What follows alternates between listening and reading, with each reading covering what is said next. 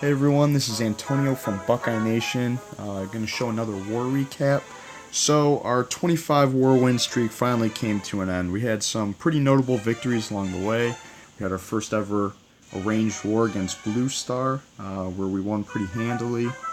Then we had some good matchups, 3 in a row against the Perfect Cock, Triplete, and then we were hunted by Red Onslaught, where we really laid down the wood on them and beat them up pretty good.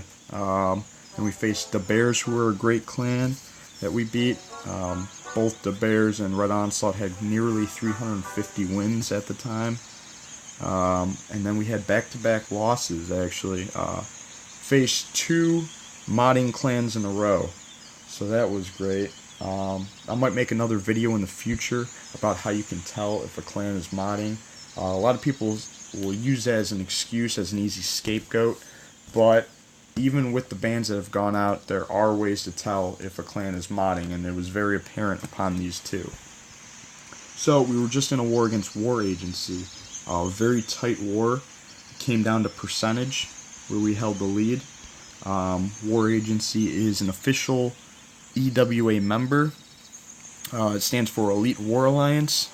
So we knew there were going to be a tough war coming into the matchup. Our Town Hall 11s really came through and saved the day for us. We were having a very rough war from our lower half. Some of the 10s, some of the 9s weren't really pulling through on this war. Part of that has to do with we had a few new members in who we had to kick at the end of the war, which was unfortunate. They really screwed us over. But then also, some of the Town Hall 9s were trying some new methods like HGHB, which I will be showing a replay of that. And it needs to be practiced a lot more in friendly challenges before you start using them in war. You need to really get an attack style down that you're comfortable with before you start using it in wars, and that sort of screwed us over at the beginning. They were probably assuming they were going to sweep the floor with us with the way we were starting the war, but we ended up coming through, getting a 95% overall, beat them by a little over 2%. Because they weren't able to hit our top half as hard as we hit theirs. So the first replay I'm going to show is Apollo. He had an attack on their number 2. Got a 94%. Nearly 3-starred the base. So what you're going to see is the prevalence of bowlers, as I've mentioned in past videos. And a lot of people start off with a couple healers on the corners on a stack of 3 or 4 bowlers. Then throw down some giants in the center with a healer behind it, and then a bunch more bowlers. So this funnels your bowlers into the core and provides some healers to back them up and keep them alive. So as he gets to the core here, you're going to see he's going to hit his warden ability as soon as the clan castle comes out, and you see the Eagle artillery is dropping bombs on him. He's going to drop his poisons, obviously, on the clan castle to take out the dragon. Dragons are very effective against bowlers if they're not taken away pretty quickly. So you're going to see the core is getting taken out very effectively here. His archer queen wandered off, which really did not help him. You saw it up in the top here.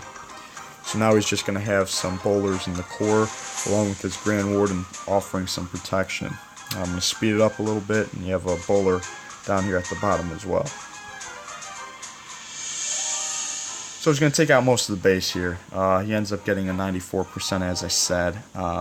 If he had, more time, it's possible he would have got it because of the extensive reach the Grand Warden has. He would be able to reach the Archer Tower and face them off one at a time so that they wouldn't all hit him at once. So he would be able to get a 100% if he had more time. But fortunately, he did not. So the attack of the day that really saved us was by Standen, which we owe him a lot for pulling through for us this war. So he's going to do a very similar strategy. Uses the bowlers on the corners here. One of them's going to wander away from the healing effects of the healers. throw some giants down in the core, his wall breakers, and he's going to enter the base. I'm going to speed up a little bit. Same principle as the previous attack. He's going to rage it, only this time I don't believe Apollo used a freeze in the last raid. But freezes can be very helpful on these attacks as well if you're facing Infernos at the same time and you don't hit your ability right away. So he's just going to start pummeling through this base here right in the core.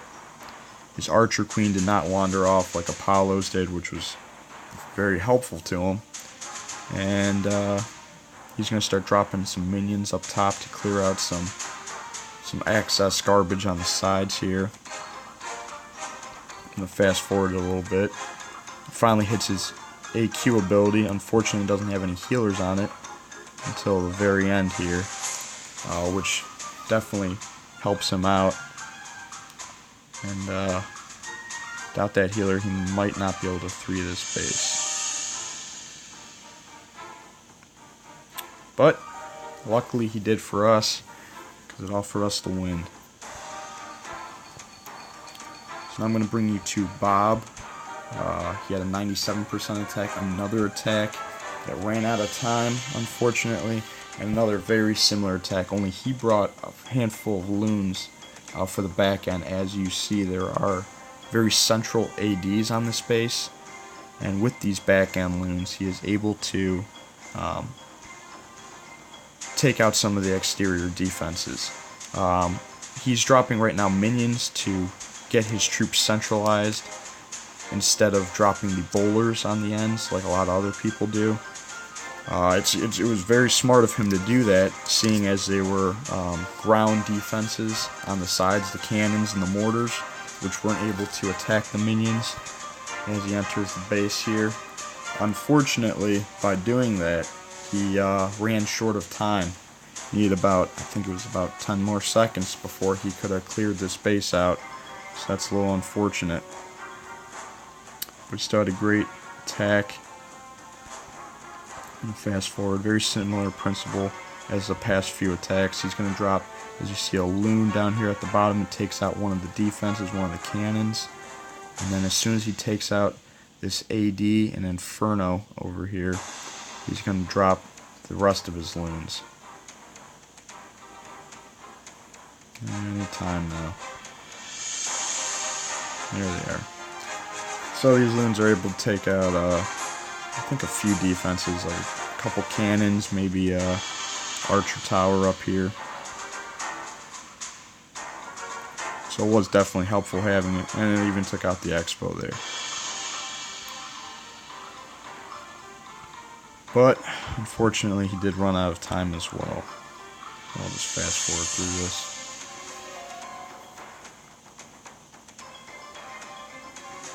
Because we had some difficulties down low, we did not have as many Town Hall 11 attacks up top, so all of our 11s basically had to be hitting, having an effective attack on their very first try. Otherwise, we would have been in some serious trouble. So Ndus is our newest Town Hall 11. He just became a Town Hall 11 very recently, and he's going to drop down and take out a max Town Hall 10 base here using level 2 bowlers. And he's going to start off with the Queen Walk, which I liked here.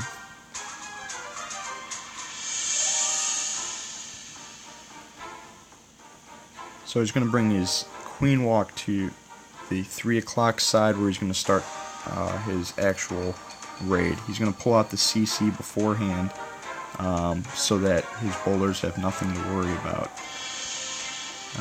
He drops, 2 more healers and a handful more bowlers to funnel correctly into the core, and he's just going to rage through this base, and has no problem taking it out. Hits his ability, but it's very short-lived on these low-level wardens.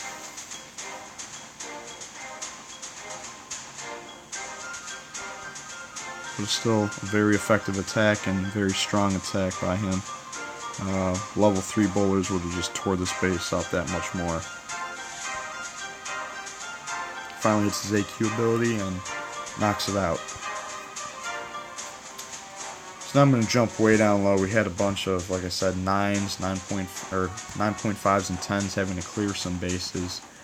They did have a Town Hall advantage at the bottom. We had a couple Town Hall 8s in, like 3 Town Hall 8s in. So they were pretty much useless for us. And I'm going to show you El Jefe's attack. He is our newest co-leader. He's been very consistent for us. Very smart attacker. So what he's going to do is the HGHB attack. He's going to start off with some range just to clear a couple defenses, and then some minions here to help with the funneling purposes.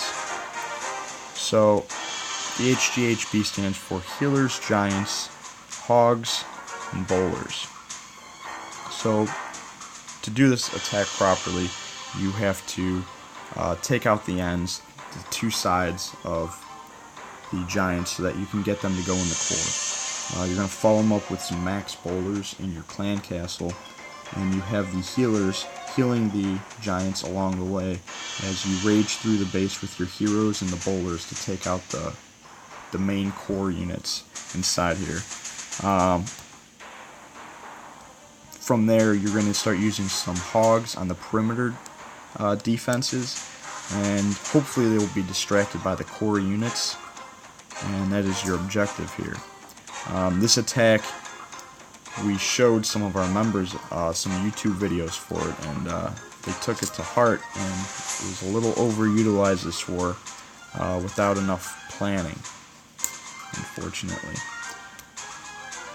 So you're seeing he's dropping the Hogs down low while the Archer Tower is distracted right now. So he doesn't even need to use a heal spell yet. The Wiz Tower is getting a hold of his Hogs, but he's going to be alright. You can see his Giants are there's still a cluster of them, probably about 6 of them in there. He's going to use his first heal on them now that the healers are taken out. And now he's going to drop the rest of his Hogs up top here to circle around this base and take it out.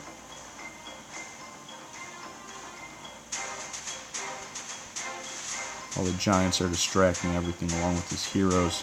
The Hogs are able to take out all the defenses and start cleaning the base up.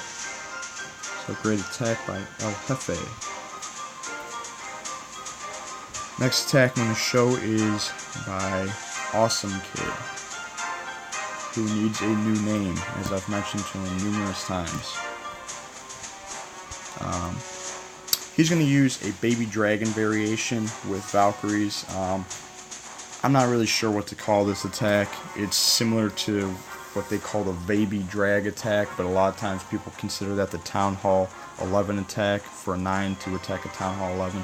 This is a Town Hall 9 version of it to attack another Town Hall 9. So he's going to use 3 healers on his Archer Queen, and he's going to go around the base, get his Valkyries in the core here in a little bit. Once the Archer Queen starts moving around to the left side, going counterclockwise. And then from there, he's going to use his baby dragons to help clear out the rest of the defenses.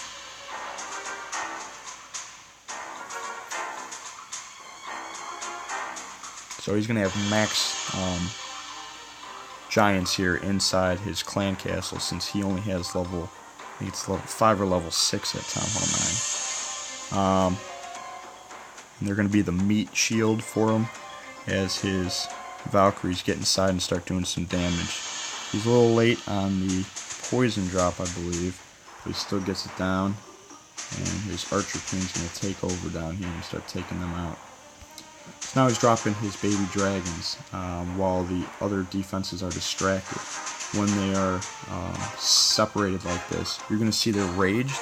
They're purple and glowing with the little lightning bolts above their heads. That means they're enraged and they are more effective. Their attacks double.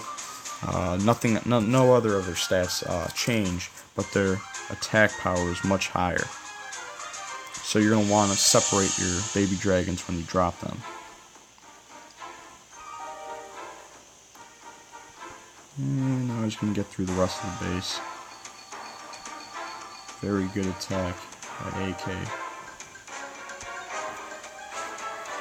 And the last attack I'm going to show is number 25 by Mama Yisa. He's going to start off with a queen walk up top here. And he's going to take out the enemy archer queen and then bring his own archer queen down clockwise towards 3 o'clock before he enters the base with the rest of his Valks and kill squad.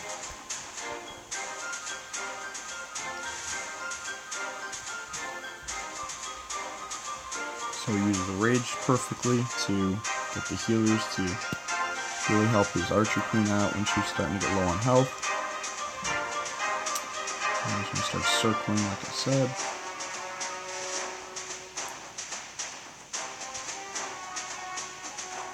Drops a couple of his Valkyries, waits for his wizards to start clearing out this perimeter garbage, and then drops the rest of them. Drops his poisons down, and then a jump spell. Nice use of a heal here to save his Valkyries from all getting shredded by that dragon. Dragons just obliterate your Valkyries if you don't poison them or kill them quick enough. Or don't use a heal on your Valkyries. So now he's going to start dropping his hogs here. He had max hogs in the clan castle, which are very helpful for Town Hall 9s to put in the clan castle. And you'll see that double giant bomb set right here by the AB did not work, did not trigger both. And the rest of his hogs are going to get around this base, take out the mortar here, and then help with the cleanup crew. So this is the last attack I'm going to show. Like I said, this was a very rough war for us. Our Town Hall 9s have been great for us recently, but they were just not hitting today. And then we had a handful of Town Hall 10s that we had to just kick right after this war for not even being able to clean Town Hall 9s, which is very embarrassing for them. But great war with War Agency, and hopefully we'll have some more. I'd like to arrange some wars against the EWA in the future.